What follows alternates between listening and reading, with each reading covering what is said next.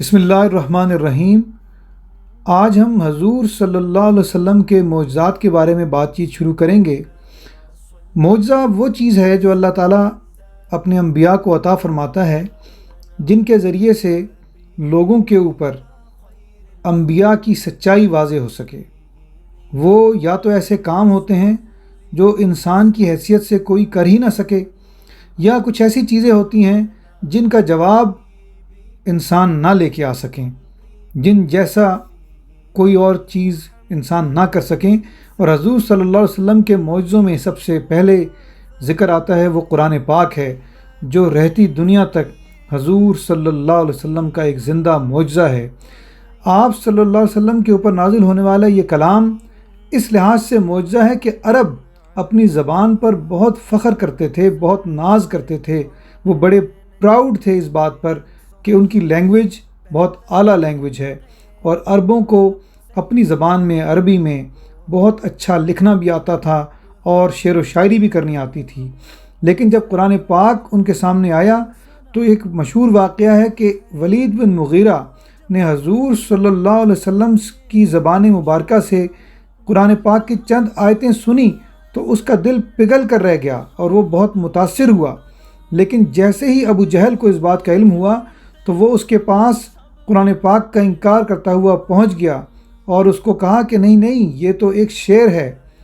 تو ولید نے کہا کہ خدا کی قسم، تم میں سے کون ہے جو شعر و شاعری کا علم مجھ سے زیادہ رکھتا ہو؟ لیکن حضور صلی اللہ علیہ وسلم جو یہ کلام پیش کر رہے ہیں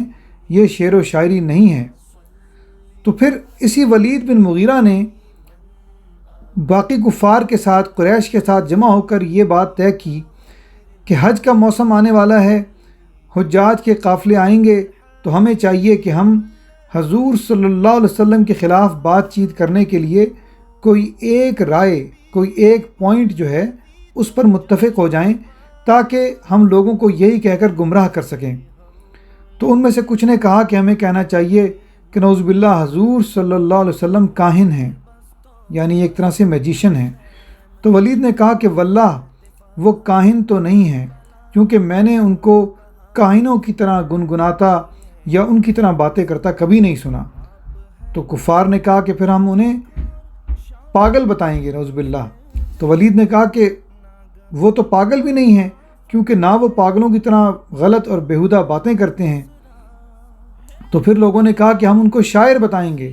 تو ولید نے کہا کہ واللہ وہ تو شاعر بھی نہیں ہیں، کیونکہ ہم شعر یعنی جو پوئٹری ہے اس کے مختلف جو طریقہ کار ہیں وہ سب سے زیادہ ہم عرب خود جانتے ہیں، لیکن جو حضور صلی اللہ علیہ وسلم کا کلام ہے یعنی یہ قرآن پاک، یہ تو بالکل بھی شعر و شاعری نظر نہیں آتا۔ تو پھر ان سب نے مل کے کہا کہ ہم نعوذ باللہ حضور صلی اللہ علیہ وسلم کو جادوگر کہیں گے۔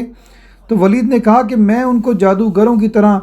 گرہیں لگاتا اور جادوگر جس قسم کی حرکتیں کرتے ہیں وہ تو میں نے کبھی نہیں دیکھا۔ تو ولید خود کہنے لگا کہ ہم حیران ہیں، کیونکہ جو بھی بات ہم نعوذ باللہ حضور صلی اللہ علیہ وسلم پر الزام کے طور پر لگانا چاہتے ہیں وہ آپ کی زندگی سے یہ ثابت ہو جاتا ہے کہ آپ نے اس طرح کا غلط اور بے معنی اور بری باتیں تو کبھی کی ہی نہیں۔ اب یہ جو بات ہے اپنے اندر ایک معجزہ ہے کہ حضور صلی اللہ علیہ وسلم جو کلام اللہ تعالیٰ کا قرآن پاک ان لوگوں کے سامنے پیش کر رہے تھے، وہ لوگ اپنی تمام تر کوشش کے باوجود اس کو کچھ اور ثابت کرنے سے